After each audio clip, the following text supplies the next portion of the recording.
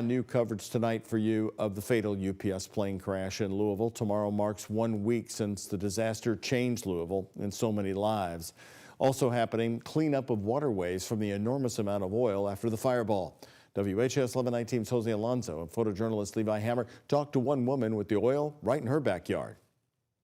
The Environmental Protection Agency, also known as the EPA, says as of November 10th, they've collected 286,000 gallons of oil-water mix. And you'll see right here behind me that they have crews working into the nighttime hours, all in an effort to continue collecting that contaminated water.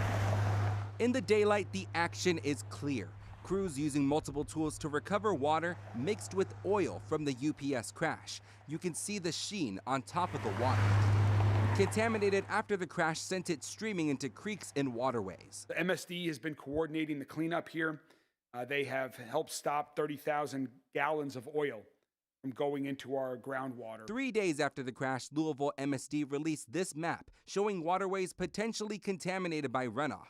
The path includes Pond Creek, which sits in Nancy Bryant's backyard in Valley Station. The last few days we've had a lot of noise, and especially at night, some bright lights over here like floodlights and some really loud sounds. She says it wasn't communicated with her or neighbors that runoff cleanup was underway until Monday. I was just blown away that this far out we would have this much work going on, and a lot should be said for the guys that are out there working in that water in Pond Creek, because that can't be an easy thing to do. A close look at the impacted creeks clearly shows contamination in the water. This discolored tire with a pool of purple in it paints the picture. We are still asking people to avoid contact with waterways, especially along Pond Creek, the northern ditch, and southern ditch. For Bryant, the big concern is if it's impacting her personal pond that feeds through Pond Creek. My dog drinks out of that pond every single day because we walk back here. I'm thinking about other wildlife, and I just wanted to make sure that it was safe. And I was concerned about the fact that we weren't really notified.